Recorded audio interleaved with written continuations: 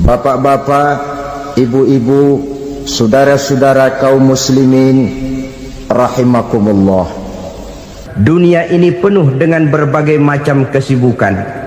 Sejak dari petani yang turun ke ladang, pedagang yang berangkat ke pasar, pelajar yang menuju sekolah, sampai kepada pegawai yang berangkat ke kantor, seluruhnya tidak lain untuk mencari sesuatu yang bernama bahagia. Setiap orang menginginkan kebahagiaan, dan tidak seorang pun menginginkan kesengsaraan dalam kehidupan ini. Namun nyatanya tidak setiap orang yang ingin bahagia mengetahui jalan yang harus ditempuhnya untuk sampai kepada kebahagiaan itu. Maka pada kesempatan pertemuan kali ini, saya ingin menyampaikan sebuah hadis dari junjungan kita baginda Nabi besar Muhammad sallallahu alaihi wasallam yang termuat dalam kitab Mukhtarul Ahadits An-Nabawiyah, di mana beliau bersabda, arba'un min sa'adatil mar'i. Ada 4 perkara yang merupakan tanda dari orang bahagia. Saya mau tanya, di antara saudara-saudara yang hadir di sini, apa ada yang kepengen jadi orang sengsara? Ya. Seluruhnya tentu ingin mendapatkan kebahagiaan. Maka menurut resep dari Nabi kita, tanda orang bahagia itu 4. Jadi kalau saudara ingin bahagia, harus mempunyai 4 perkara ini. Yang pertama, orang bahagia itu kata Nabi, darun wasi'un. Punya rumah biar bagus asal gede. Enak ngaturnya, daripada sudah punya rumah kecil, adanya di pinggir kali, gubuk, kalau hujan bocor, miring lagi, kiamat. Loh, kalau gitu Islam materialis dong. Hadis ini boleh diartikan dengan makna hakiki, arti yang sebenarnya.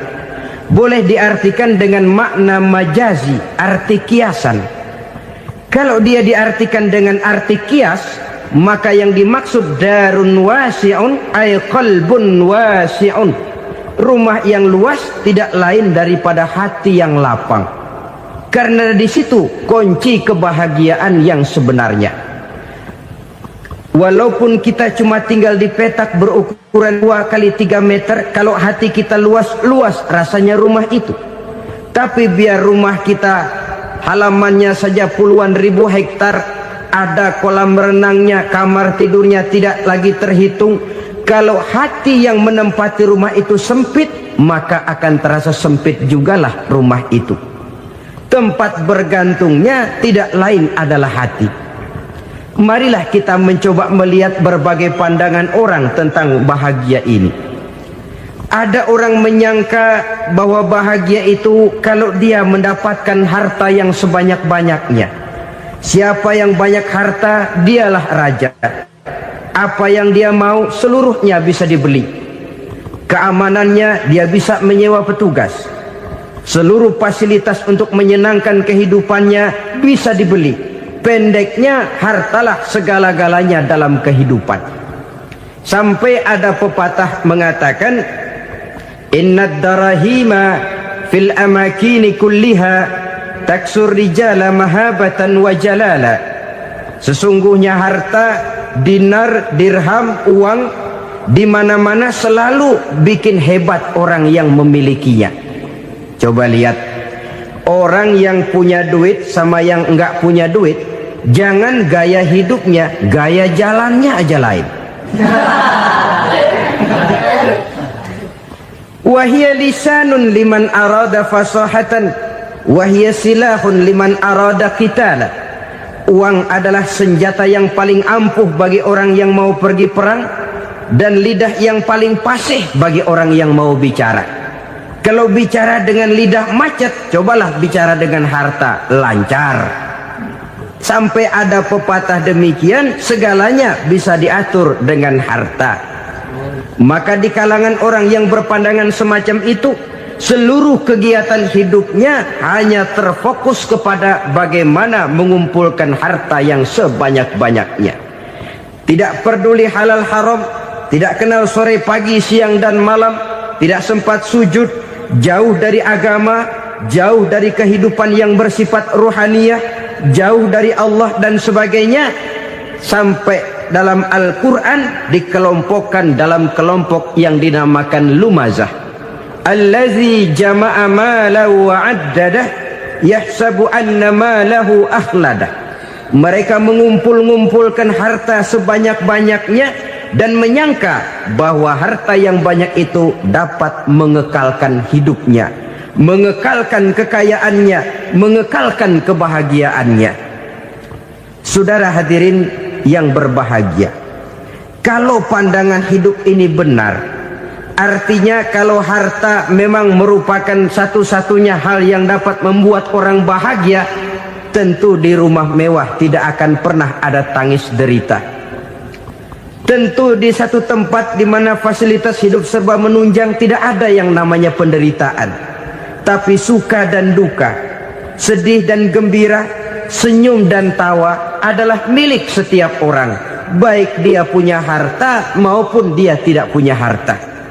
Nyatalah bahwa harta semata-mata bukan merupakan jaminan bahwa orang akan bahagia, walaupun tanpa harta orang sulit untuk bahagia. Saya mau cerita, ada orang super kaya,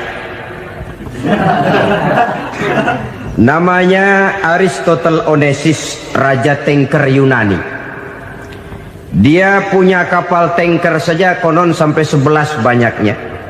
Punya perusahaan penerbangan yang disebut Olympic Airlines, punya hotel di berbagai kota besar di dunia ini, sejak dari New York, London, Paris, Rome dan sebagainya.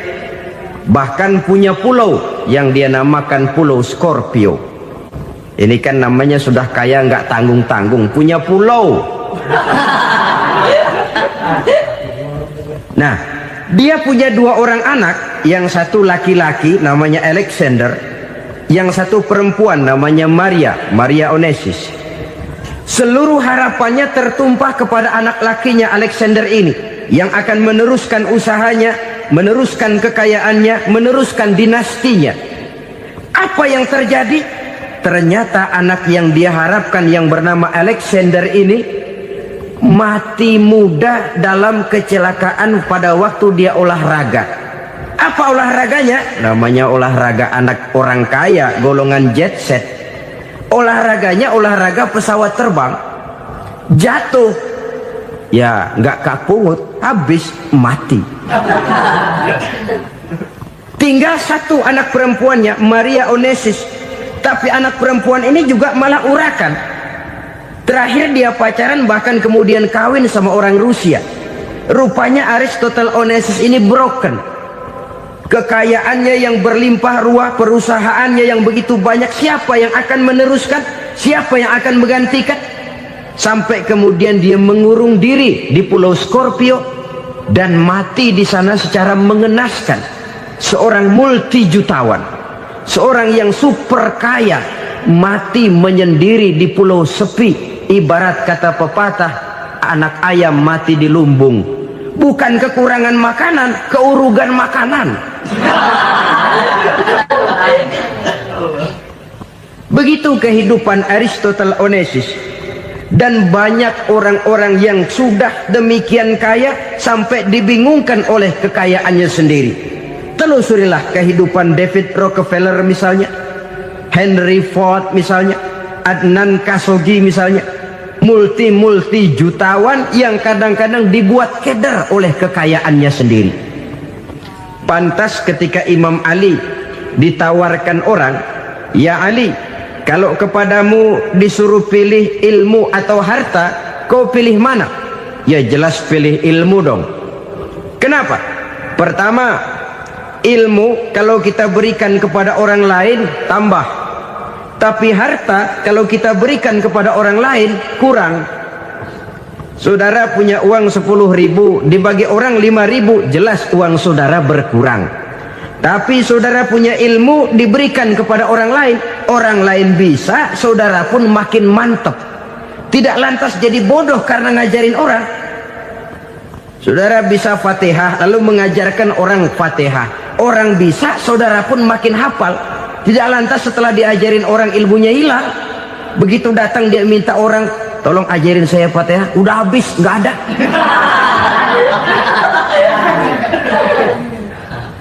Yang kedua kata Imam Ali, ilmu menjaga kita. Kalau harta, kita yang harus jaga. Makin banyak ilmu, makin terpelihara diri seharusnya. Tetapi makin banyak harta, makin bingung kita jaganya. Sampai kadang-kadang kalau perlu seluruh keliling rumah dipasangi alarm. Belum cukup disewakan anjing besar-besar, pasang di depan pintu, awas anjing galak. Masih belum cukup juga, cari centeng tukang-tukang kepruk jaga rumah. Masih terasa belum aman, padahal rumahnya dikelilingi tembok besar. Di balik tembok ada pintu-pintunya tebal. Di balik pintu itu terbuka masuk kamar, kamar pun ada pintunya, pintunya pun kuat. Masuk ke dalam kamar ada lemari, lemarinya pun pintunya kuat, dikunci, kuncinya pun kuat. Tapi tahap seluruhnya yang timbul cuma sekedar was-was saja. Kesimpulannya sekali lagi, tanpa harta orang memang sulit untuk bahagia. Tapi harta semata-mata tidak merupakan jaminan orang akan bahagia. Dengan hati yang luas, itu modal utama untuk mencapai kebahagiaan hidup. Orang yang hatinya luas, saudara-saudara, punya hati yang lapang, melihat kenyataan hidup ini, dia bersyukur senantiasa kepada Allah. Lantas tidak timbul hasud dan iri hatinya. Oleh karena itu, jiwanya selalu lapang. Kalau tidak, cupik hati namanya. Dangkal pandangan, tidak senang melihat orang lain dapat nikmat, dan itu sering dijadikan contoh. Kalau orang yang lapang dada, dia lihat tetangganya beli TV baru, dia berkata, alhamdulillah ya, tetangga kita beli TV, mudah-mudahan kita bisa ikut nonton. Lapang dadanya. Tapi orang yang sempit hati, lihat tetangga beli televisi, meriang. Enggak diapa-apain, meriang. Besoknya dengar tetangga beli motor, makin sakit, ke rumah sakit. Lalu di rumah sakit dengar tetangganya beli mobil, mati. Disiksa oleh perasaannya sendiri. Orang kalau hati sudah sempit dalam hidup, kemanapun dia pergi, sempit rasanya medan kehidupannya. Kemudian kita melihat juga ada orang yang menilai bahwa bahagia itu katanya kalau punya kedudukan yang tinggi, pangkat yang agung, wibawa yang besar. Mungkin betul, tapi mungkin juga tidak. Bergantung kepada hati orang yang punya pangkat itu. Sama dengan harta tadi. Harta akan membawa bahagia kalau dia jatuh ke tangan orang yang berhati lapang. Tapi harta akan jadi bencana kalau jatuh ke tangan hati orang yang sempit. Pangkat akan membawa bahaya kalau jatuh di tangan hati orang yang sempit. Lebih dari itu, kenyataan mengajarkan kepada kita bahwa ternyata pangkat dan jabatan tidak selamanya memberikan kebahagiaan dalam kehidupan. Bahkan resikonya kelewat besar. Beberapa bukti kita bisa ambil dari para pemimpin dunia yang menjadi korban lantaran pangkat dan jabatan yang disandangnya. Saudara ingat Presiden Abraham Lincoln dan John Kennedy dari Amerika? Dibunuh orang. Park Chung-hee dari Korea Selatan, Ziaur Rahman dari Bangladesh, Anwar Sadat dari Mesir, terakhir Indira Gandhi dari India, menjadi korban dari pangkat dan jabatan yang disandangnya dari orang-orang yang tidak senang dia memegang jabatan itu. Dia akan mudah mengundang bencana. Sehingga pantas kalau seorang presiden terkemuka Amerika, Harry Truman namanya, dia mengatakan jabatan presiden itu, kata dia, seperti orang nunggang macan, naik macan. Harus kita taiki, kalau enggak dia bakal nerekam kita, ngeri katanya. Adapun orang yang hatinya lapang, Kalau dia menerima pangkat dan jabatan, dianggapnya itu satu kesempatan untuk berbuat baik. Tapi orang yang berhati sempit, menerima pangkat dan jabatan, bukan kadang-kadang menerima, malah berusaha setengah mati mencapai dengan segala cara. Kalau perlu jilat atas, jilat atas. Jadi golongan sumuhun dawu. Jadi kelompok kulon nuwun, yes sir, yang kerjanya cuma oke bos. Kalau perlu jilat atas, jilat atas. Kalau perlu injak yang bawah, injak yang bawah. Perlu sikut kiri kanan, sikut kiri kanan. Yang penting pangkat dapat, jabatan dapat. Orang yang semacam ini, kalau sudah mempunyai pangkat dan jabatan, biasanya dia tidak menganggap itu sebagai amanah, tidak menganggap sebagai kesempatan berbuat baik, tapi malah kesempatan untuk memperturutkan hawa nafsunya yang dilatar belakangi oleh kesempitan hatinya tadi. Apalagi kalau orang memperoleh pangkat karena banyak mengeluarkan uang. Seakan-akan pangkat dan jabatan itu sekarang macam proyek, pakai tender. Siapa yang berani bayar segini, naik. Nggak berani, minggir. Padahal logikanya, kalau orang mencapai satu jabatan karena banyak mengeluarkan uang, hampir bisa dipastikan bahwa setelah jabatan itu dia pegang, langkah pertama yang akan dilakukannya ialah berusaha bagaimana uang yang dia keluarkan supaya kembali. Ya paling kurang pulang modal dulu dong. Soal mikirin rakyat soal nanti, tapi ini modal harus pulang. Itu celakanya kalau orang memperoleh pangkat dan jabatan cuma karena banyak mengeluarkan uang. Jarang orang yang mempunyai keyakinan dan pandangan bahwa pangkat dan jabatan merupakan amanah. Jadi sekali lagi, pangkat dan jabatan mungkin saja membawa kebahagiaan kalau jatuh ke tangan orang yang berhati lapang. Tapi bisa jadi bencana kalau dia jatuh ke tangan orang yang mempunyai hati yang sempit. Dan lagi-lagi stresnya hati yang lapang. Lalu sebagian orang, saudara, ada yang berpandangan katanya bahagia itu kalau jadi orang terkenal, mempunyai popularitas, menjadi idola di kalangan remaja, di kalangan orang tua, di segala lapisan masyarakat. Padahal makin populer orang, makin terikat dia. Ya kalau macam kita ini kan nggak punya nama, nggak populer, tengah malam buta mau nongkrong di warung Tegal aman. Tapi pangkat, jabatan, kedudukan, popularitas menyebabkan kita diikat dengan berbagai macam peraturan. Cuma mandi sama ke WC saja yang nggak dikawal.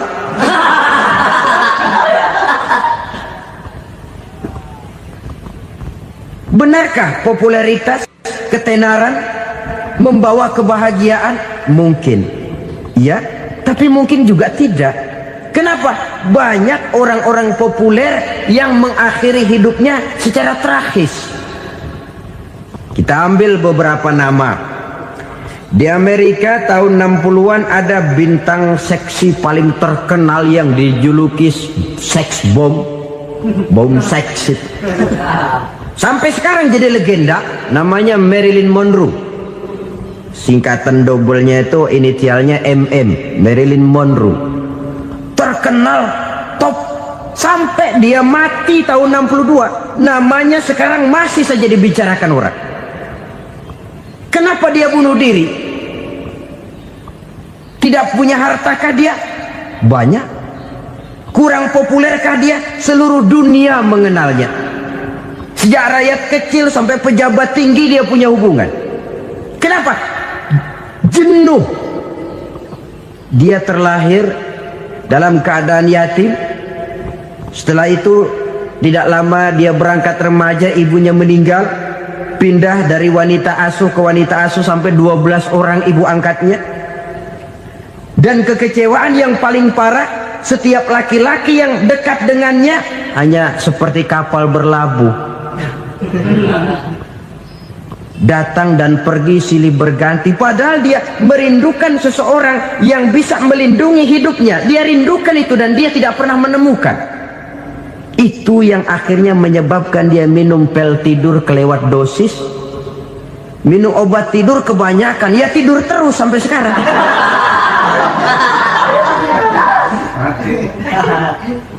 Dia mengakui, saya telah memiliki ketenaran, tapi saya tidak pernah hidup dalam ketenaran itu. Saya pandai main sandiwara, tapi saya ingin hidup dalam alam yang real sebagaimana umumnya orang. Itu yang dia rindukan. Menyusul jejak yang namanya Marilyn Monroe ini, Billie Holiday, saudara kenal tentu, di rumah sakit dirawat.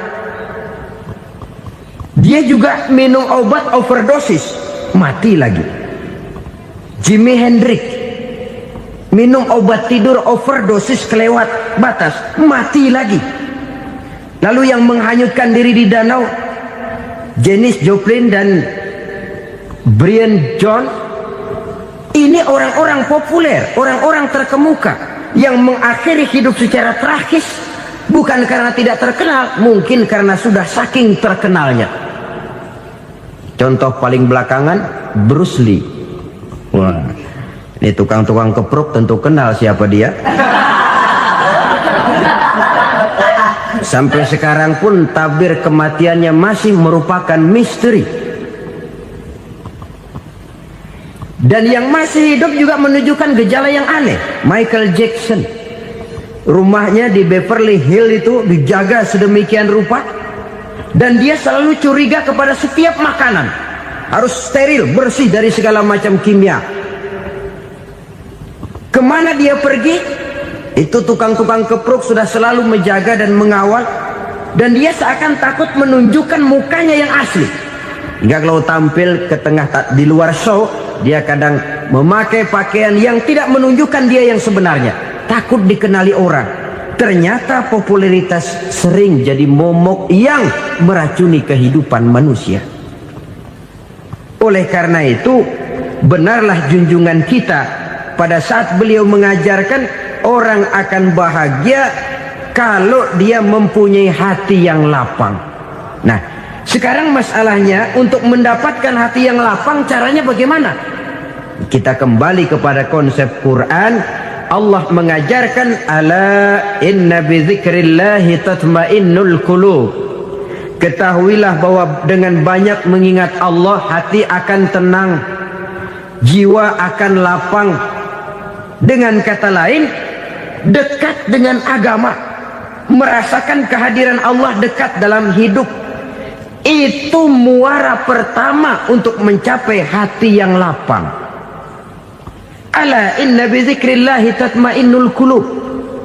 Jangan macam orang sekarang ingin mendapatkan ketenangan lalu tapak di puncak gunung, di gua-gua, di tempat sepi. Iyalah kalau nggak ada ular. Kalau tergigit ular berbisa, ketenangan belum, mati jelas itu. Islam positif untuk mendapatkan ketenangan. Ala inna bizikrillahi tatmainnul qulubi.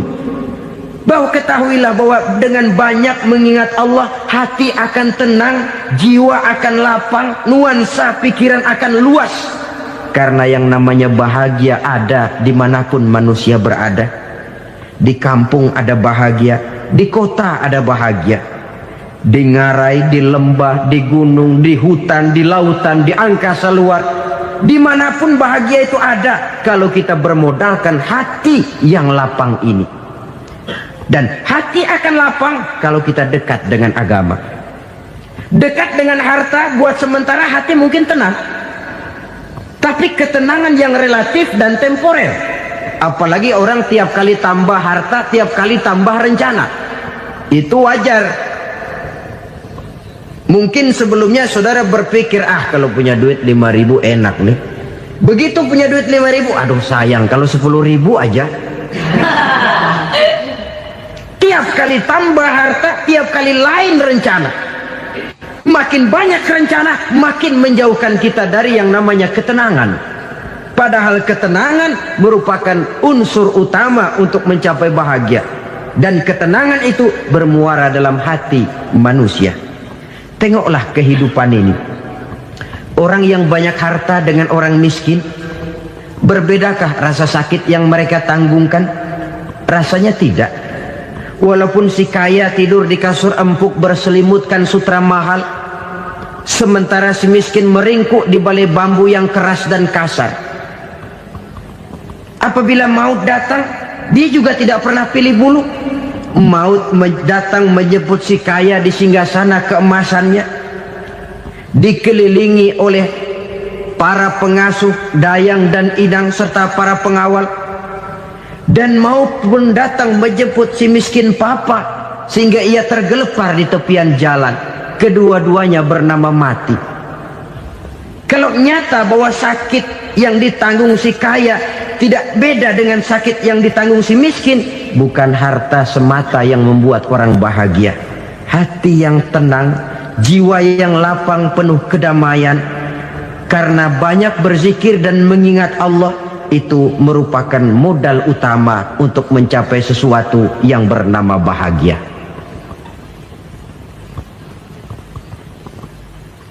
Saudara hadirin yang saya hormati, inilah yang pertama dari 4 ciri yang digambarkan oleh Nabi tentang tanda-tanda orang bahagia. Dan harus berangkat dari yang pertama ini, hati yang lapang. Ini yang harus kita miliki lebih dahulu, baru nanti akan menyusul kepada poin yang ketiga, kedua dan selanjutnya. Sebab kalau hati sudah terisi dengan jiwa yang lapang, seluruh persoalan insya Allah akan bisa kita atasi dengan sebagaimana mestinya. Yang kedua sekarang, tanda orang bahagia menurut baginda Nabi, markabun syariah. Orang bahagia itu, kata beliau, punya kendaraan biar cepat asal lancar. Artinya kemana dia mau pergi mudah. Apa maksud hadis ini? Kalau kita kaji lebih dalam, kendaraan itu kan alat transportasi. Transportasi tidak lain adalah usaha memudahkan komunikasi. Pindah dari situ kepada teori bahwa manusia adalah zon political, makhluk bermasyarakat yang tidak bisa memenuhi kebutuhan hidupnya secara sendirian. Kita memerlukan keberadaan orang lain dalam kehidupan ini. Untuk memakai baju saja kita sudah perlukan petani yang tanam kapas, pabrik yang memintal kapas jadi benang, pabrik yang menenun benang jadi kain, sampai kepada mesin jahit, sampai kepada tukang jahit. Itu cuma untuk memakai pakaian saja. Tidak seorang pun di antara kita yang sanggup memenuhi kebutuhan hidupnya secara sendiri. Kita perlu orang lain. Maka kebebasan dalam arti mutlak, kebebasan tanpa batas, itu tidak mungkin ada dalam kehidupan. Karena kita mengadakan yang disebut interaksi sosial. Setiap kegiatan kita tentu melibatkan orang lain. Menurut kita barangkali kita bebas jalan di jalan raya semaunya, tapi orang lain berkendaraan pun merasa bahwa ini ada juga jalan haknya, dan begitu selanjutnya. Oleh karena itu, maksud dari kendaraan yang cepat ini adalah khulata'uhu ma'as solihin. Lingkungan pergaulannya terdiri dari orang-orang soleh. Pergaulannya luas. Kemana dia pergi ada temannya. Kesulitannya ada tempat dia cerita. Dan kesulitan kalau sudah diceritakan kepada orang lain, taruh kata orang itu tidak bisa menolong, namun menceritakannya kepada orang yang kita percayai, kan paling kurang sudah mengurangi beban jiwa, mengurangi tanggungan batin, merasa masih ada tempat kita cerita. Maka lebih baik orang awam yang mau bergaul ketimbang orang setengah alim tapi ngunci pintu. Sebab nantinya akan timbul sikap picik, cupik pandangan, dan tidak luas menghadapi kenyataan dalam kehidupan ini. Namun yang harus kita garis bawahi, pergaulan memang mesti luas. Namun jangan sekali-kali lupa bahwa pergaulan sangat besar pengaruhnya dalam ikut membentuk kepribadian manusia. Sehari-hari bisa kita bilang, Kalau kita dekat sama tukang minyak wangi, sekalipun nggak dibagi minyaknya, baunya tentu dapat. Betul? Tapi dekat sama tukang elas, walaupun nggak kena apinya, asapnya mesti kena. Kalau Syauqi mengatakan lebih jelas lagi, man asyaral asrafa asa musyarrafan wa muasyiral anzali ghairu musyarrafin. Awalam taral jildal hakira muqabbalan bisagri lamma sara jildal mushaf. Siapa yang bergaul dengan orang mulia, dia bakal ikut menjadi mulia. Tapi siapa yang berteman dengan orang hina, dia tidak bakal ikut menjadi mulia. Tidakkah kau lihat, kata Syauqi, kulit kambing yang hina pun dicium orang ketika menjadi kantong Quran. Kulit kambing hina, kalau dia sendirian gak ada yang mau cium.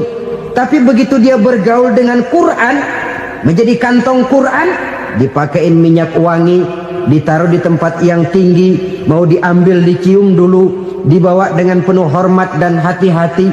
Kulit kambing yang hina lantaran berteman dengan Quran, numpang mujur. Tapi coba lihat kalau kulit kambing berteman dengan kayu, jadi beduk, habis. Zohor dikemplang, asar dipukul. Itu pun sedikit saja, cuma salah milih teman. Yang temannya Quran dihormati orang, yang temannya kayu lantaran jadi beduk, gelap-gelap subuh orang udah kemplangin.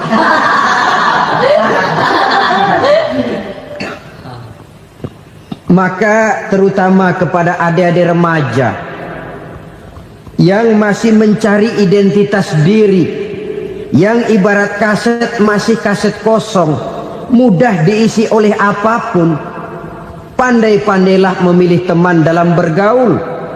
Karena banyak orang yang tadinya baik-baik, ketika terseret dalam pergaulan dengan orang yang tidak baik, kebaikannya menjadi lentur dan luntur. Tapi berapa banyak bajingan-bajingan tengik, orang-orang yang berlumur noda dan dosa, tiap hari melakukan maksiat, namun bergaul dengan orang yang baik-baik, pada akhirnya sedikit demi sedikit beringsut dan berangsur dia terbiasa mengikuti kebaikan-kebaikan. Saya tekankan ini kepada remaja karena mereka masih mencari identitas diri. Apa yang mereka lihat mereka mau, apa yang mereka dengar mereka ingin tahu. Coba lihat kehidupan remaja. Pulang nonton film Rambo, pengen jadi Rambo, gagah, maunya belekai melulu. Pulang nonton film Superman, pengen bisa terbang. Pulang nonton India, nyanyi melulu. Wajar, mereka masih mencari identitas diri. Saya ini sebenarnya siapa? Lingkungan, pergaulan akan membentuk itu. Karena itu pandai-pandailah bergaul, karena ia sangat besar pengaruhnya dalam ikut membentuk kepribadian manusia. Apalagi sifat yang jelek lebih cepat menularnya ketimbang sifat yang baik. Sifat yang baik, watak yang soleh itu lambat sekali untuk menular. Tapi yang tidak baik, kan prosesnya mah kalau remaja biasanya mula-mula dengar. Karena dengar lalu pengen tahu. Karena pengen tahu lalu ngeliatin. Begitu ngeliatin kan pengen nyobain. Setelah nyobain ketagihan. Nah, ini prosesnya. Yang namanya ganja, morfin, narkotik, awalnya kan begitu. Mula-mula denger, katanya kalau sudah fly to the sky, sudah melayang ke langit, katanya disitulah puncak kebahagiaan. Mulanya cuma denger. Karena denger pengen tahu. Karena pengen tahu lalu ngeliat, kumpul sama orang yang suka ngeganja. Setelah ngeliat, nah pengen ngerasain. Begitu ngerasain enak juga, ketagihan. Kalau sudah ketagihan jadi penyakit kronis, bisa merembet kepada yang lain. Iya, kalau orang tuanya mampu untuk beli morfin, beli ganja. Kalau tidak kan pikirannya ngayap, jemuran siapa ya gue sabet. Timbullah perbuatan-perbuatan negatif yang bermula dari salah pergaulan.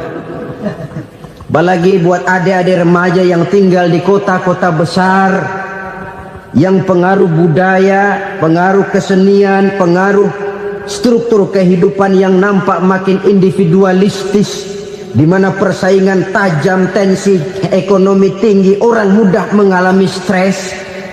Pandai-pandailah dalam bergaul, sekali lagi, karena ia sangat besar pengaruhnya dalam ikut membentuk kepribadian manusia. Orang bahagia punya kendaraan yang cepat, artinya punya pergaulan yang luas, dan lingkungan pergaulannya terdiri dari orang-orang yang soleh. Kemana dia pergi ada teman, kesulitannya ada tempat dia cerita.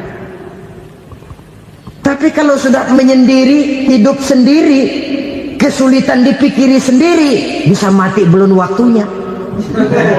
Tidak ada tempat berbagi rasa, tidak ada tempat bercerita, tidak ada tempat mengurangi beban dalam kehidupan.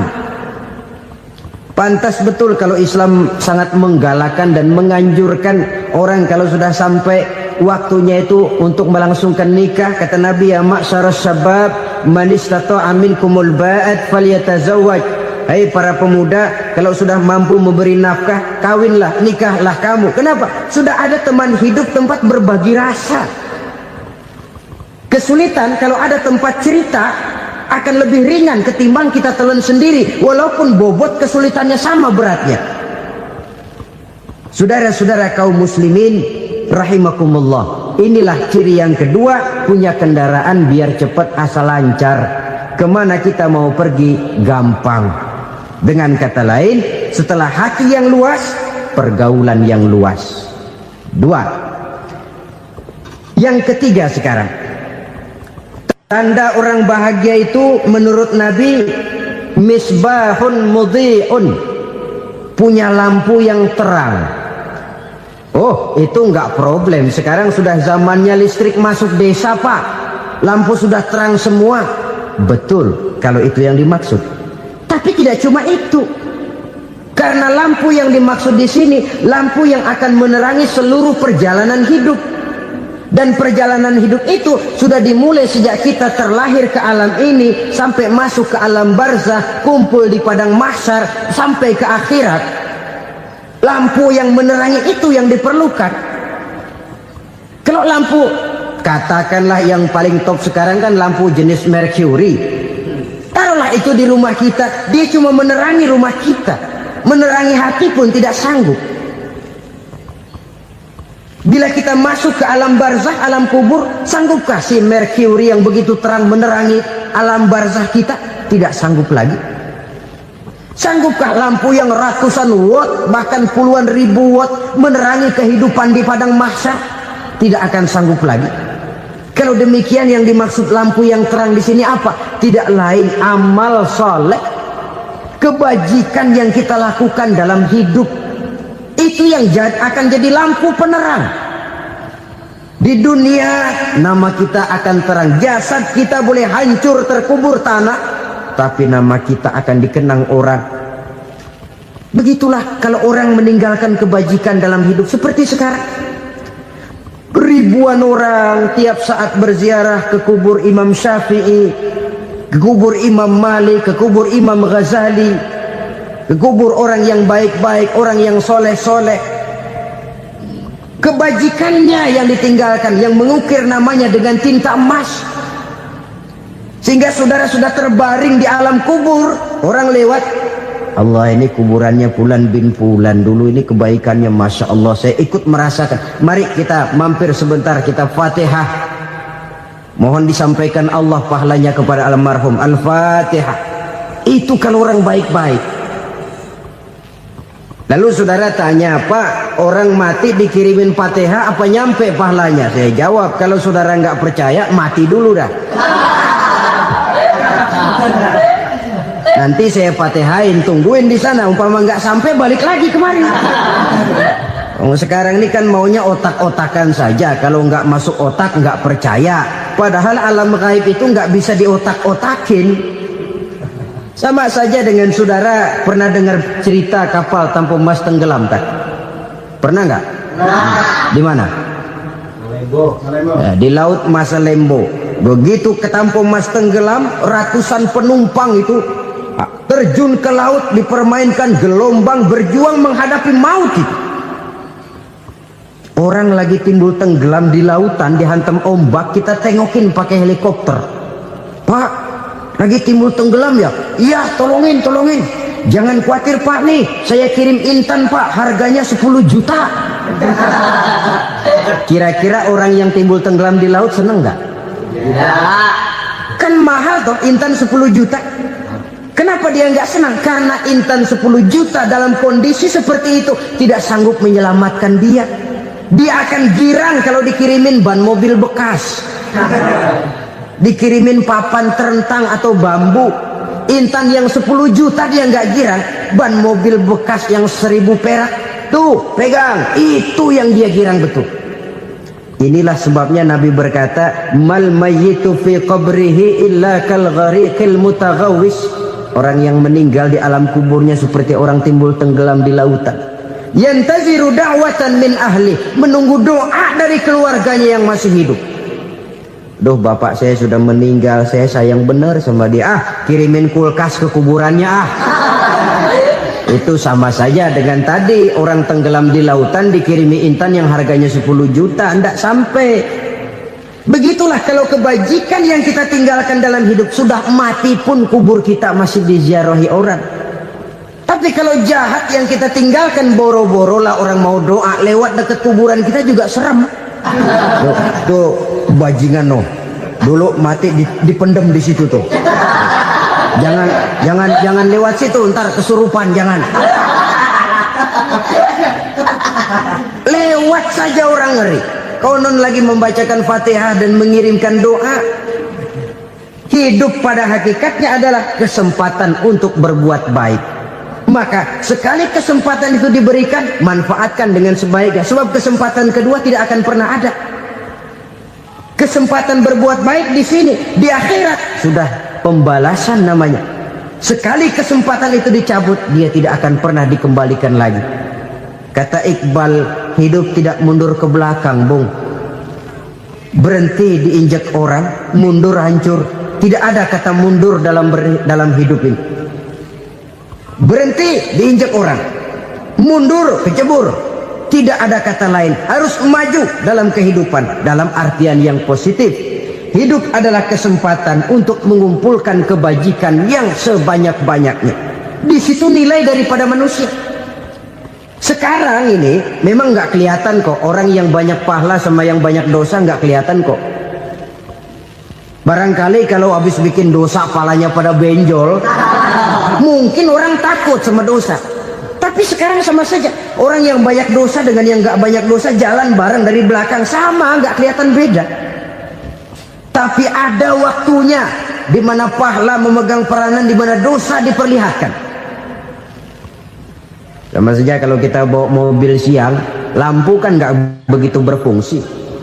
Apa lalu bilang, alah ini lampu berat-beratin, copot-copotin aja dah. Tidak perlu begitu. Kenapa? Pada suatu saat malam senja akan datang. Bila matahari terbenam, senja pun datang, gelap mulai merayap, disitulah baru terasa perlunya lampu. Pahala begitu. Sekarang orang yang nggak ada pahalanya nggak kelihatan dalam kehidupan. Tapi pada suatu saat senja kehidupan akan datang. Ajal merenggut nyawa, malam merayap, dan hidup mulai diliputi kegelapan di alam barzakh. Dikala itu kalau nggak punya lampu, alangkah malangnya kita. Sebab amal yang baik, kata Nabi, di alam barzakh itu akan diciptakan menjadi perempuan yang cantik menemani kita. Amal yang jahat akan menjadi orang yang paling jelek nemenin kita. Sudah di tempat gelap yang nemenin jelek.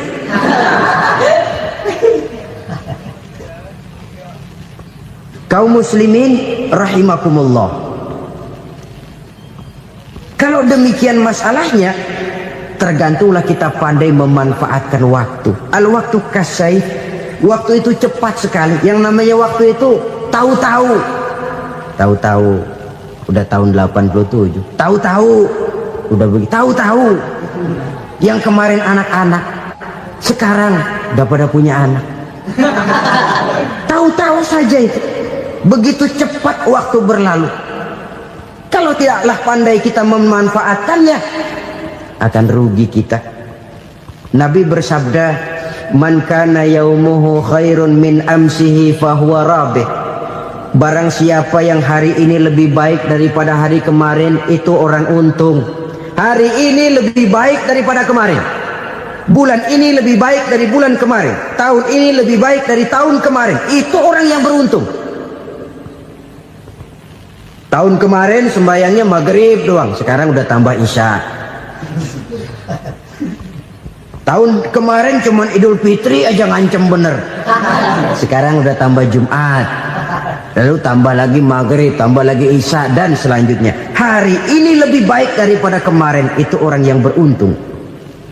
Wa man kana yaumuhu mislu amsihi fahuwa khasir. Lalu barang siapa yang hari ini sama saja dengan hari kemarin, itu orang rugi. Hari ini sama dengan kemarin, rugi itu. Bulan ini begitu, bulan kemarin begitu, tahun ini begitu, tahun lalu juga begitu. Rugi itu orang. Rugi apa? Rugi umur. Umur tambah, amalan gak pernah tambah. Dan saya pikir lebih merupakan azab ketimbang nikmat kalau orang dikasih panjang umur cuma untuk numpuk dosa. Mending mana? Panjang umur banyak dosa sama pendek umur dikit dosa. Mending mana? Mending mana? Ya, paling mending tentu panjang umur banyak pahala. Tapi kalau tidak, sekali lagi, lebih merupakan azab ketimbang nikmat kalau orang diberikan panjang umur tapi cuma untuk sekedar menumpuk dosa. Kehilangan kesadaran bahwa dunia bukan terminal akhir dari satu perjalanan. Dia cuma halte di mana kita berhenti sebentar untuk menuju kepada terminal yang hakiki. Saudara-saudara kaum muslimin rahimakumullah, inilah lampu yang akan menerangi kehidupan, amal yang kita lakukan di dalam kehidupan. Jadi yang dimaksud dengan lampu yang terang, kebajikan yang kita kerjakan dalam hidup. Nah, setiap orang di awal tadi saya bilang ingin bahagia. Bahagia itu kan hakikatnya kumpulan senang dan selamat. Senang, selamat. Apa bedanya? Senang tapi tidak selamat, nggak bahagia. Selamat tapi nggak senang, nggak bahagia orang. Contoh, kalau orang korupsi, duitnya banyak, senang dia, tapi keselamatannya. Ada tentara baris di samping rumahnya udah bingung, padahal tentara latihan. Tentara cuma latihan, dia bingung. Senang, tapi karena keselamatannya tidak terjamin, dia tidak bahagia. Sebaliknya pegawai negeri jujur benar, cuma segaji-gajinya, selamat nggak korupsi tapi melarat, ya nggak bahagia juga, kurang senang. Kesenangan dan keselamatan untuk dunia saja, ya sekali lagi, kalau cuma sekedar untuk dunia saja, bisa dibeli pakai uang, bisa dibeli pakai uang. Saudara ingin selamat, bisa dibeli pakai uang. Saudara ingin senang, bisa dibeli dengan uang. Tapi setelah mati masuk ke alam barzah, habis kekuasaan uang. Nggak bisa lagi beli keselamatan pakai uang, tidak mungkin lagi membeli kesenangan dengan uang. Di situ pahala yang megang peranan. Makin banyak pahala, makin banyak saham untuk membeli kesenangan dan keselamatan, untuk memperoleh yang namanya bahagia. Dan jangan lupa loh, di alam barzah kita nggak sebentar, menunggu datangnya kiamat. Loh iya, kalau kita begitu dikuburin terus kiamat datang, untung. Tapi kalau masih harus 1000, 2000, puluhan ribu tahun yang akan datang, dalam satu penantian yang begitu lama, tanpa saham untuk memperoleh kebahagiaan, satu kemalangan yang tidak ada pernah putus-putusnya. Janganlah tergelincir oleh kebahagiaan sebentar yang menipu dengan mengorbankan kebahagiaan hakiki yang berjangka panjang. Apa artinya senyum sejenak kalau harus ditebus dengan tangis seumur hidup? Biarlah kita minum jamu, pahit memang, getir memang, tapi kan besok badan sehat. Daripada sekarang minum sirup, manis memang, enak memang, tapi bibir pada jontor besoknya. Sirawan, batuk, nggak karu-karuan. Banyak orang tertipu oleh kesenangan yang sebentar, padahal laisa kullu ma yalma'u zahaban. Belum tentu semua yang berkilat itu emas, belum tentu semua yang gemerlap itu intan. Karena itu marilah manfaatkan kesempatan yang diberikan Allah ini untuk mengumpulkan kebajikan yang sebanyak-banyaknya. Yang terakhir sekarang, yang keempat, tanda orang bahagia kata Nabi. Zaujatun salihah. Orang bahagia itu tanda yang keempat kata Nabi, punya istri biar cakep asal taat. Sudah surga itu, cakep taat. Istri kayak gitu, kalau belum mati jangan dikuburin dulu.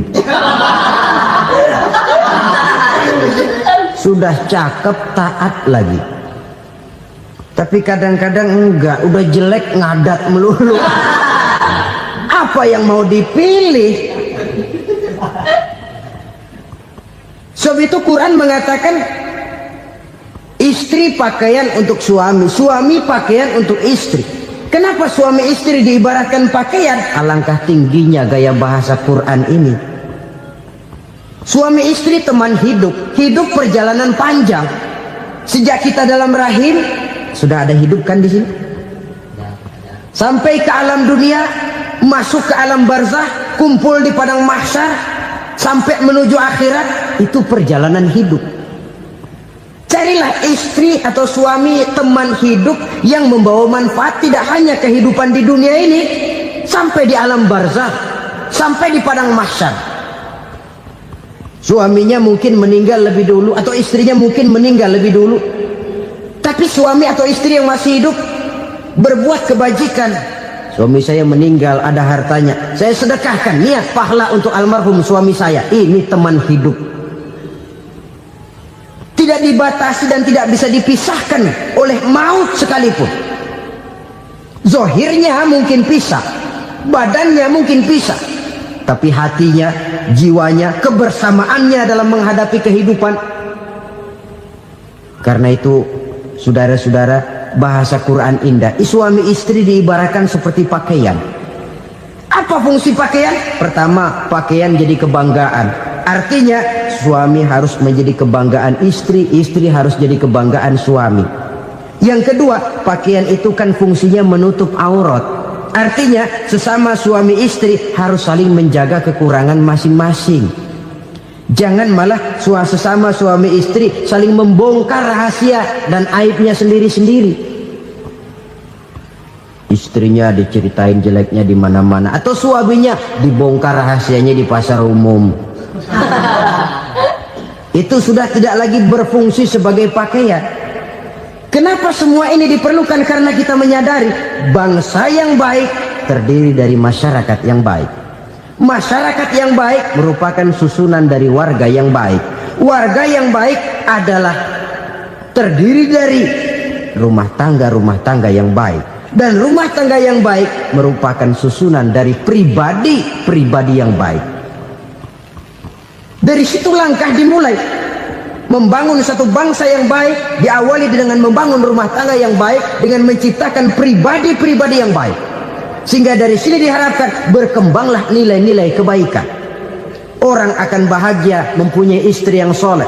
Kenapa? Tidak ada seorang suami bisa sukses jadi apapun dia, apapun profesinya.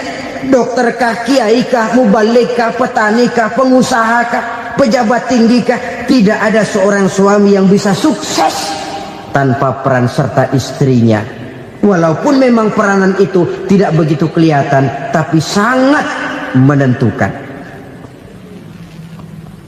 Karena itu, saudara hadirin yang saya hormati, Islam sangat menghargai kaum wanita, memberikan kedudukan yang tinggi sepanjang tidak mematikan kodrat kewanitaannya. Nah, kalau sudah kesuksesan ini diawali dari rumah tangga, karier di masyarakat mudah untuk dikejar. Tapi keberantakan di rumah tangga merupakan kegagalan pertama di tempat lain. Nah, inilah saja yang dapat Al-Fakir sampaikan pada pertemuan kali ini. selalu berusaha menyimpan sesuatu yang bisa membawa manfaat, baik untuk dirinya, untuk anak cucunya, maupun untuk keluarganya, untuk masa kini dan masa depannya. Kadang simpanan itu berbentuk uang, kadang berupa tanah, lain saat berbentuk pabrik, dan lain sebagainya. Sementara masa depan yang paling pasti adalah akhirat. Jika untuk masa depan dunia kita rela memeras keringat, membanting tulang, pergi pagi dan pulang petang, menyimpan uang, menyimpan tanah, menyimpan pabrik, pernahkah kita merenung jika satu saat kiamat datang, kita dibangkitkan dari kubur masing-masing, berdiri di padang mahsyar untuk mempertanggungjawabkan seluruh kegiatan hidup kita di dunia ini, lalu kita akan menuju ke alam akhirat. Sudahkah kita mempunyai simpanan untuk akhirat kita? Pada pertemuan kali ini saya ingin menyampaikan sebuah hadis di mana Rasulullah sallallahu alaihi wasallam bersabda, "Arba'un min kanzil jannah." Simpanan sorga ada 4 macam. Yang pertama, ikhfa'us sadaqah, menyembunyikan sedekah. Saudara-saudara kaum muslimin, sebagaimana yang kita maklum bahwa Allah Subhanahu wa taala melebihkan sebagian rezeki dari kita terhadap yang lain. Ada yang kaya, ada yang setengah kaya, ada yang miskin, ada yang setengah miskin, dan selanjutnya. Ada yang gajinya kecil tapi penghasilannya gede. Ada yang penghasilannya gede tapi nggak punya gaji. Ada juga yang memang gajinya gede dan penghasilannya gede. Kelebihan rezeki merupakan sunnatullah dan tidak harus membuat kita merasa lebih dari yang lain. Bahkan sebaliknya, kelebihan itu harus membuat kita ringan tangan untuk menolong mereka yang memang memerlukan pertolongan. Kalau saudara diberikan ilmu, maka pertanyaan akhirat cuma satu: ilmumu kau amalkan untuk apa? Kalau saudara diberikan umur yang panjang, pengadilan akhirat juga bertanya satu: umurmu kau habiskan di mana? Tapi kalau saudara diberikan harta, pengadilan akhirat akan bertanya dua: hartamu kau dapat dari mana? Kau belanjakan kemana? Dari mananya ditanya dan kemananya juga ditanya. Oleh karena kita akan dimintakan pertanggungan jawab, maka amanah yang bernama harta ini harus kita gunakan dengan sebaik-baiknya. Ada penggunaan yang merupakan kewajiban, itu zakat namanya. Ada penggunaan yang sewaktu-waktu, itu infak namanya. Ada yang lebih sewaktu-waktu lagi, dan itu sedekah namanya. Zakat dia terikat oleh haul dan nisab, oleh putaran batas waktu dan ukuran dari harta itu sendiri. Sedangkan infak terikat oleh situasi dan kondisi perekonomian seseorang. Sedangkan sedekah tidak terikat dengan apapun. Dalam kondisi seperti apapun kita bisa melakukan sedekah dengan yang terkecil sekalipun. Sampai-sampai Rasulullah sallallahu alaihi wasallam mengajarkan, la tahkiranna minal ma'rufi syai'an walau an talqa akhaka biwajhin talik. Atau ada hadis, tabassumuka fi wajhi akhika laka shadaqah. Senyumanmu kepada temanmu adalah sedekah. Jadi untuk melakukan sedekah tidak harus dalam berbentuk uang. Dengan ilmu kita bisa sedekah. Dengan tenaga kita bisa bersedekah, dengan pikiran kita bisa bersedekah, bahkan senyum kepada teman itu pun sedekah. Jadi kalau sedekah dengan uang memang belum punya uang, nyengir aja banyakin. Itu asal pada tempatnya, jangan lalu ketemu tiang listrik cengengesan. Tentu tidak pada tempatnya dan tidak wajar. Sedekah yang paling dicintai Allah adalah sedekah yang disembunyikan. Artinya, jauh dari sifat riya. Kan kadang-kadang ada orang sedekah itu disebutkan namanya, apa tidak bagus? Kalau memang niatnya ikhlas, ya bagus-bagus saja untuk memberikan sugesti kepada yang lain. Si Fulan bin Fulan nyumbang sekian, diumumkan. Boleh kalau niatnya untuk memberikan rangsangan kepada yang lain supaya dia menyumbang lebih besar dari orang tadi. Tapi kalau itu mendatangkan riya, maka sedekah yang paling dicintai Allah adalah sedekah yang disembunyikan. Tangan kiri saja tidak tahu apa yang diberikan oleh tangan kanan. Sedekah yang dilakukan dengan ikhlas akan merupakan perbendaharaan surga, tersembunyi dari pandangan orang lain, tidak seorang pun tahu. Karena memang sikap yang baik adalah melupakan kebaikan dan mengingat kesalahan. Itu salah satu ciri orang bahagia. Orang yang selalu mengingat kesalahannya dan berusaha melupakan segala kebaikannya. Kalau dia akan ada kebaikan, dia tidak bisa ikut, dia merasa rugi karena dia merasa belum pernah berbuat baik. Tapi kalau akan melakukan kesalahan baru, dia ingat kesalahan yang sudah-sudah, sehingga terhalang baginya untuk melakukan satu kesalahan baru. Demikianlah saudara-saudara, bahwa Allah melebihkan rizki sebagian kita dari yang lain, agar terjadi tolong-menolong dalam kehidupan ini. Jadi kesenjangan yang nature, kesenjangan yang alami, itu sunnatullah. Ada yang kaya, ada yang miskin, ada yang kelas menengah. Nah, kenapa lalu sekarang kita berusaha mengentaskan kemiskinan? Oleh karena adanya kesenjangan struktural. Kalau yang kaya bisa semakin kaya, kenapa yang miskin tidak bisa naik jadi ikut sedikit kaya? Sebab pada dasarnya Islam adalah agama yang sejak turunnya sudah berupaya memerangi kemiskinan. Bahkan dikatakan kemiskinan itu mendekatkan kepada kekufuran. Orang kalau miskin udah dekat banget sama kafir. Gampang menjadi kafir.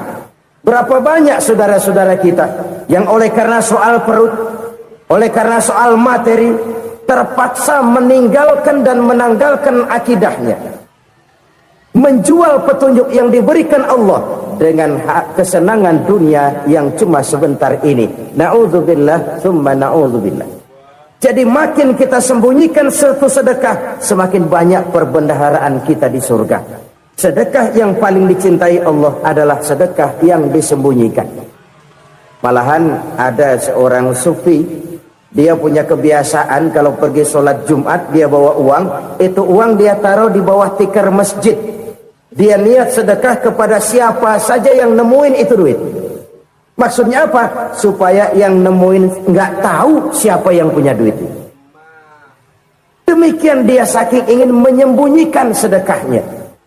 Karena sifat riya itu bisa memakan amal kita sendiri.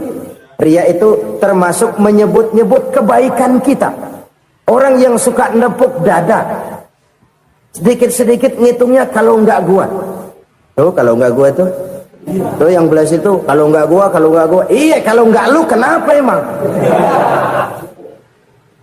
Orang yang suka menepuk jasa, tuh biasanya memang begitu saudara-saudara. Kalau perang lagi berkecamuk, orang nggak sempat ngaku jadi pahlawan. Tapi begitu perang selesai, yang kagak kenal bedil ngaku pahlawan, mas. Itu sesuatu yang biasa. Oleh karenanya, orang-orang yang ikhlas dalam bersedekah, disembunyikannya sedekah itu, Allah cinta betul. Malahan ada hadis memberikan jaminan, inna sedaqatal mar'il muslimi tazidu fil umri wa tadfa'u mitatas su'i. Sesungguhnya sedekahnya seorang mukmin tazidu fil umri, bisa menambah umur panjang, wa tadfa'u mitatas su'i, dan menyelamatkan manusia dari mati secara su'ul khatimah. Jadi siapa yang kepengen panjang umur, banyaklah sedekah. Yang bosan hidup, pelit terus. Sedekah menambah panjang umur dan menyelamatkan manusia dari mati secara su'ul khatimah. Pak, katanya umur itu nggak bisa ditambah, nggak bisa dikurangin. Kapan? Kalau ajal sudah datang. Fa idza jaa ajaluhum la yastakhiruna sa'atan wa la yastaqdimun. Kalau ajal datang tidak bisa dimajukan, tidak bisa dimundurkan. Itu kalau ajal sudah datang. Tidak bisa lagi umur ditambah dikurangi, sudah datang. Tapi kalau belum datang, itu kan haknya Allah. Mau ditambah, mau dikurangi, hak prerogatif Allah. Sebagai pencipta manusia, Allah maha kuasa dan maha mampu. Sedekah ini menambah panjang umur dan menyelamatkan manusia dari mati secara su'ul khatimah. Itu orang mati kan sama ya, kondisinya mati, nggak nafas. Tapi hakikat mati kan lain-lain. Ada yang mati itu husnul khatimah, baik akhirnya. Misalnya lagi ngaji mati, lagi sholat mati, lagi sedekah mati. Ini yang dinamakan dengan husnul khatimah, baik di akhirnya. Sebaliknya ada yang su'ul khatimah, jelek di akhirnya. Ini yang jadi catatan akhir. Lagi nyekek botol, mampus. Lagi banting kartu, modar. Su'ul khatimah, jelek pada akhirnya. Sedekah menyelamatkan manusia dari mati secara su'ul khatimah. Dan kita semua kepengen mendapat husnul khatimah, jauh dari su'ul khatimah. Oleh sebab itu yang bisa menyelamatkan kita dari penyakit itu antara lain adalah sedekah yang disembunyikan, yang dikerjakan dengan ikhlas karena Allah, tidak karena kepengen dipuji orang, tidak karena ingin dikatakan orang pemurah. Sebab orang dermawan itu orang yang memberi tanpa harus diminta. Kalau masih harus diminta, ya belum dermawan namanya, masih harus diminta. Kalau nggak diminta ya tulus, lolos, polos. Saudara-saudara kaum muslimin rahimakumullah, harta adalah amanat dan akan kita pertanggungjawabkan. Allah melebihkan rizki sebagian kita dari yang lain agar kita saling tolong menolong, bantu membantu. Nabi janjikan, siapa yang meringankan beban saudaranya muslim di dunia, Allah akan meringankan bebannya di akhirat nanti. Sebuah jaminan dari baginda Nabi. Si orang yang kita bantu barangkali tidak bisa membalas, Allah yang akan membalas lewat jalan lain yang tidak pernah kita sangka-sangka. Ada orang tanya, Pak, ini ada orang nyumbang masjid sambil marah-marah, bagaimana? Saya bilang sumbangannya aja ambil, marahnya jangan. Marahnya jangan diambil, itu urusan dia.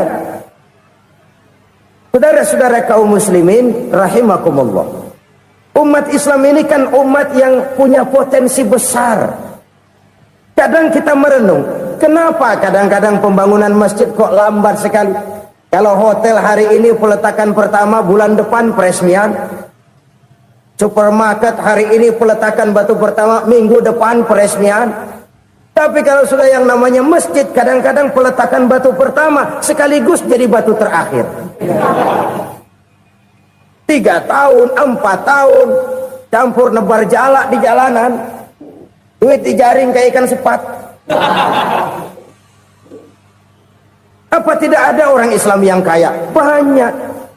Apa tidak ada pengusaha muslim yang jadi konglomerat? Ada. Lalu yang belum banyak itu yang komit terhadap nilai-nilai agamanya. Akhirnya kita jatuh jadi umat yang lemah. Belum ada pengusaha konglomerat muslim buka pabrik supermi cap beduk misalnya umpamanya atau pabrik kecap cap sorban supaya identitas keislamannya sedikit kelihatan. Kita jatuh jadi umat yang lemah karena potensi tidak terinventarisir dengan baik. Kita ini ibarat kompor yang cuma matengin nasi orang lain. Potensi kita dimanfaatkan oleh orang lain. Ukhuwah Islamiyah kita baru terbatas kepada silaturahmi. Ukhuwah di bidang ekonomi kita lemah, ukhuwah di bidang kebudayaan kita lemah, apalagi ukhuwah di bidang politik kita lebih rapuh lagi. Padahal ukhuwah itu adalah totalitas kehidupan manusia, menyangkut ipolek sosbud, memerlukan nilai-nilai ukhuwah. Jadi oleh karena itu mari kita menyadari, di dalam harta kita, walaupun kita yang cari, pergi pagi, pulang sore, peras keringat, banting tulang, di sana ada harta anak yatim. Di sana ada hak masjid. Di sana ada hak pesantren, di sana ada hak jihad. Berbahagialah seseorang apabila dia oleh Allah dijadikan keran. Keran itu menyimpan air, tapi tidak untuk dirinya, tapi disalurkannya kepada mereka yang memang memerlukannya. Saudara-saudara kaum muslimin rahimakumullah, ini yang pertama. Jadi perbendaharaan surga adalah menyembunyikan sedekah. Orang lain nggak tahu, kita pun nggak pernah ngitung-ngitung. Kita anggap lewat begitu saja, padahal itu deposit akhirat. Satu. Yang kedua, perbendaharaan surga itu apa? Wa kitmanul musibah, menyembunyikan kesulitan. Kadang orang takut menghadapi kesulitan, tapi makin kita merenung, hidup ini kan sebenarnya urusan. Takut sama urusan, ya jangan hidup. Tandanya orang hidup itu kalau punya urusan. Urusan melupakan problem. Problem sering menimbulkan kesulitan. Kesulitan bukan untuk ditakuti, tapi untuk diatasi dan dicarikan jalan keluarnya. Siapa sih orangnya yang gak pernah sulit-sulit? Makin tinggi status sosialnya, makin gede urusannya. Makin tinggi kualitas imannya, makin berat tingkat kesulitannya. Cuma memang yang namanya enak itu seperti pelangi. Biang lala itu nggak pernah di atas kepala kita, di atas kepala orang melulu. Lo sih enak lo, kata kita. Dia juga bilang yang enak kan lo. Pelangi itu nggak pernah di atas kepala kita. Kata tukang beca, aduh enak ya naik Mercy. Kata tukang beca, apa yang di dalam mobil Mercy? Aduh enak bener tukang beca, di jok ngeringkuk ngorok pulas bener. Saya kamar pakai AC sejuk, tempat tidur sutra empuk, alga spring bed, kulak kulik nggak bisa pulas kalau belum minum Valium, belum tidur. Enak bener tukang beca, di jok ngorok nggak tahu wetan kulon. Si tukang beca bilang yang di Mercy enak, yang di Mercy bilang tukang beca enak. Inilah enak, nggak pernah di atas kepala kita, di atas kepala orang lain melulu enak itu. Nah, saudara-saudara, yang merupakan perbendaharaan surga itu orang yang bisa menyembunyikan kesulitan, baik pribadi ataupun rumah tangga. Nih terutama rumah tangga yang jadi soalnya. Kadang-kadang kita ini kalau senang, sebaliknya kalau senang kita diam, kalem aja, cuek. Banyak banget duit kita bawaan, diam aja udah. Malah ketemu orang takut. Tapi begitu susah, sekampung tahu. Padahal Nabi mengajarkan perbendaharaan surga itu menyembunyikan musibah, menyembunyikan kesulitan. Kalau enak, cerita sama orang-orang. Kalau nggak enak, rasain sendiri, tekan sendiri, atasin sendiri. Kita kan sebaliknya, tenang kita diam, asal lagi susah, paling tidak kita nyari teman buat cerita kesusahan. Siapa orangnya yang nggak pernah susah? Cuma soalnya bagaimana kita mengatasi kesusahan itu sendiri. Begitu juga misalnya kalau orang sudah berumah tangga, itu orang tuanya harus menjadi tempat dia cerita yang enak-enak saja. Yang nggak enak rasain berdua, selesaikan berdua, atasin berdua. Jangan dibalik. Asal senang diam, giliran susah saja. Maknya laporan. Terbalik. Bisa menjaga security informasi. Maka nama bayam keluar diam, malah seluitan. Enak amat lo makan daging ayam. Security informasi. Saudara-saudara kaum muslimin rahimakumullah, ujian yang terberat itu yang pernah diberikan kepada para nabi, para rasul, para aulia, para ulama. Makin tinggi keimanan, makin berat bentuk kesulitan. Ayo saya kemukakan satu contoh saja. Ada seorang nabi yang kaya, nabi kaya, namanya Nabi Ayub. Iblis kalau orang begini kan keki, ibadahnya rajin, kaya. Nih yang kayak begini susah digodain. Kalau ibadahnya rajin, miskin,